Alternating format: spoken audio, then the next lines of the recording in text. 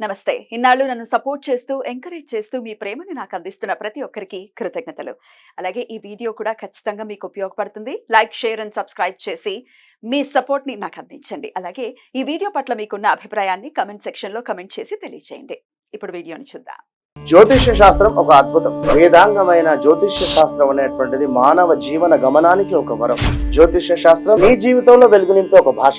ఆ భాష నీకు అర్థమైతే ప్రకృతి నీతో మాట్లాడుతుంది. అస్ట్రాలజీ నేర్చుకోవాలి అనుకునే వారికి అద్భుత అవకాశం. మురళీధర శర్మ గారి అస్ట్రాలజీ క్లాసెస్ అతి త్వరలో మొదలు కాబోతున్నాయి. 100% జాబ్ గ్యారంటీ. వివరాల కొరకు సంప్రదించండి.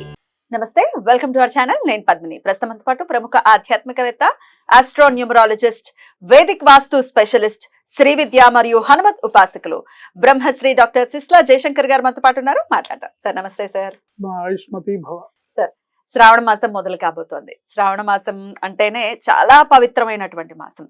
లక్ష్మీదేవికి ఎంత ప్రీతికరమైనటువంటి మాసమో శివుడికి కూడా అంతే ప్రీతికరమైనటువంటి మాసం. శివుడికి ప్రత్యేకంగా చాలా అద్భుతంగా స్వామికి సేవలు అవి అందిస్తూ ఉంటారు. కార్తీక మాసంతో సమానంగా ఉంటుంది. అసలు మాసం పేరు చెప్తేనే ఒక పండుగ వాతావరణం ఉంటుంది. ఖచ్చితంగా. అయితే ఈ శ్రావణ మాసంలో ఎలా ఉంటుంది అంటే, ఇక దక్షిణాయనం కూడా కంప్లీట్ గా ప్రారంభం అయిపోయింది కాబట్టి శ్రావణ మాసం రాశి ఫలాలు ఒక్కసారి మీరు మాకు తెలియచేస్తే, ద్వాదశ రాశులకి కూడా ఈ శ్రావణ మాసం నుంచి ఎలా ఉంటుంది, అసలు శ్రావణ మాసం ప్రత్యేకించి ఎలా ఉంటుంది అనేది ఒకసారి మీ ద్వారా తెలుసుకోవాలనుకుంటున్నాను. తప్పకుండా అమ్మా. ఈ ఆగస్టు నెలలో గోచారంలో గ్రహస్థితిని కనుక గమనిస్తే మనం గురువు వృషభంలో ఉన్నారు, అది శుక్రస్థానం. రాహు మీనంలోను, అది మళ్ళీ గురువు స్థానం. కేతు కన్యలోను, శని భగవానుడు కుంభంలోను, అది ఆయనకు స్వక్షేత్రం. రవి కర్కాటకంలోను, శుక్ర బుధులు సింహంలోను, కుజుడు వృషభంలోను సంచరిస్తున్నారు. ఈ నెల రవి కర్కాటక రాశిలో 17వ తేదీ మధ్యాహ్నం 1:20 వరకు ఉండి తర్వాత తన స్వక్షేత్రమైన సింహరాశిలోకి ప్రవేశిస్తున్నాడు. కుజుడు వృషభ రాశి నుండి తృతీయ స్థానమైన మిథున రాశిలోకి ప్రవేశిస్తున్నాడు. ఎప్పుడు సార్? ఆగస్టు 26 వరకు వృషభంలోను, తర్వాత మిథునంలోను ప్రవేశిస్తున్నాడు. శుక్రుడు ఆగస్టు 24 వరకు సింహంలోను, సింహం నుండి తర్వాత కన్యలోకి ప్రవేశిస్తాడు. బుధుడు ఆగస్టు 24 వరకు సింహంలో ఉండి వక్రించి కర్కాటకంలోకి ప్రవేశిస్తున్నాడు. బుధ వక్రగతి అనేది ఉంది ఈ మాసంలో ఖచ్చితంగా. రైట్. సో ఇది గోచార పరిస్థితులు, ఎక్కడెక్కడ ఏ గ్రహాలు ఉన్నాయని.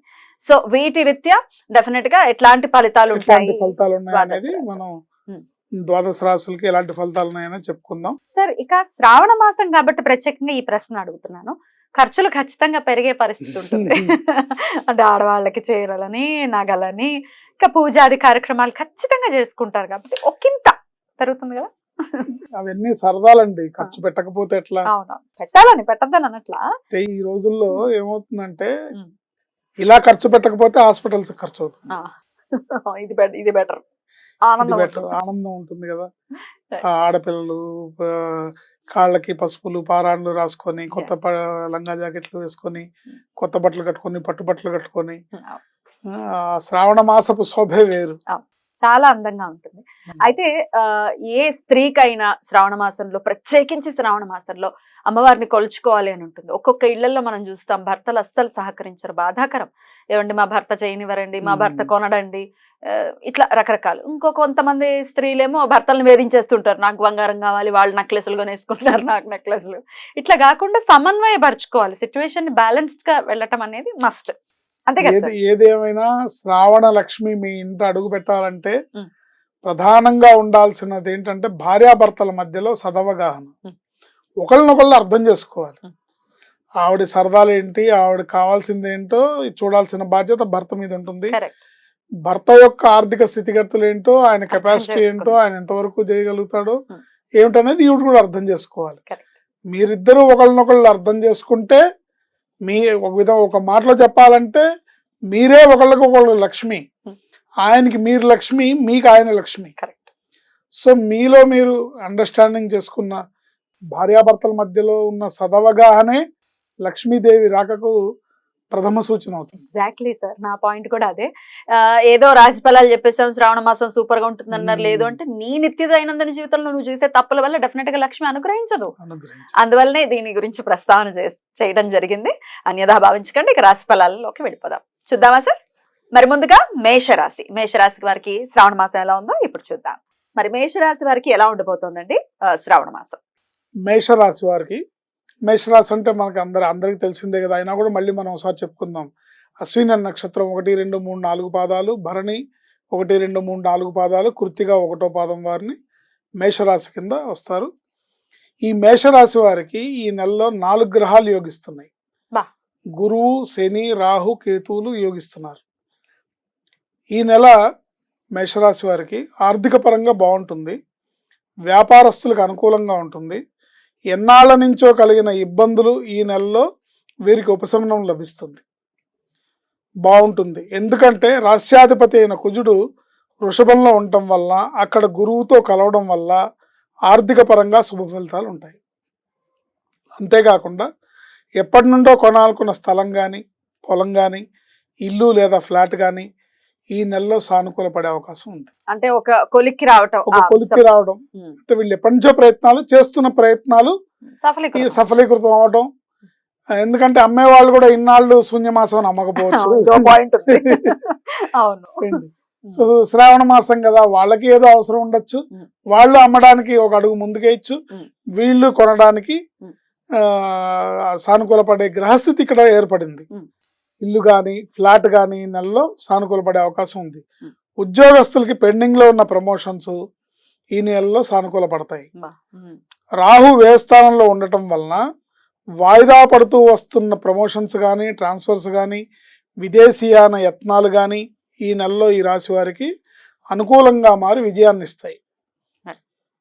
చతుర్థంలో రవి, లాభంలో శని భగవానుడు ఉండటం వలన కుటుంబంలో ఆస్తి తగాదాలు, కోర్టు కేసులు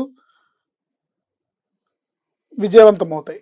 కుటుంబంలో అంటే అన్నదమ్ముల మధ్యలో కానీ, దాయాదుల మధ్యలో కానీ ఇలాంటి కోర్టు కేసులు, ఆస్తి తగాదాలు, జనరల్గా ఆస్తి తగాదాలు అన్నదమ్ముల మధ్యలోనే ఉంటాయి, కుటుంబ సభ్యుల మధ్యలోనే ఉంటాయి.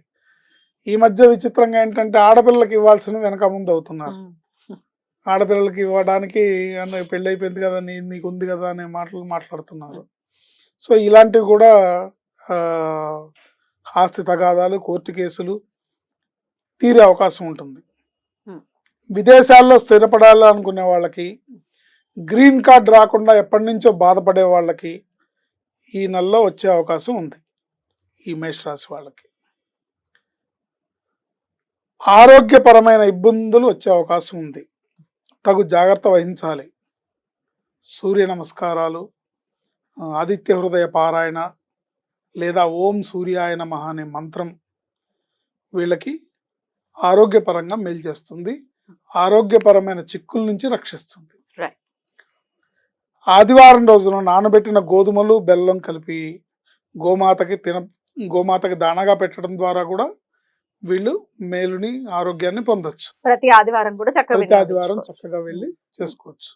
ఇలా చేసుకోవడం ద్వారా ఈ నెలంతా కూడా మేషరాశి వారికి మంచి ఫలితాలు ఉంటాయి. అద్భుతం సార్. మేషరాశి వారికి డెఫినెట్ గా ఒక ఇంత అగ్రెసివ్ యాటిట్యూడ్ ఉంటుంది. డెఫినెట్ గా వాళ్ళల్లో ఒక ఫైర్ ఉంటుంది డెఫినెట్ గా. మరి మాట విషయంలో ఏమైనా జాగ్రత్తగా ఉండాలి శ్రావణ మాసంలో అనే సూచన ఏదైనా ఉందా? ఒక శ్రావణ మాసం అని కాదు, ఎప్పుడైనా సరే ఏంటి నోరా వీపుకు సున్నం దేకే అన్నట్టుగా నోరు మంచిదైతే ఊరు మంచిదవుతున్న చందాన ఎప్పుడు కూడా మాట అనేది కొంచెం కంట్రోలింగ్ లో పెట్టుకొని మాట్లాడడం వలన పనులు జరుగుతాయి, బ్లెస్సింగ్స్ ఉంటాయి. ఎందుకంటే మాట అగ్రెసివ్గా ఉంటే బ్లెస్సింగ్స్ కోల్పోతారు. మనం పరుషంగా మాట్లాడితే బ్లెస్సింగ్స్ మిస్ అవుతాం. ఏంటి అందుకని జాగ్రత్తగా ఉండాలి మాట విషయంలో.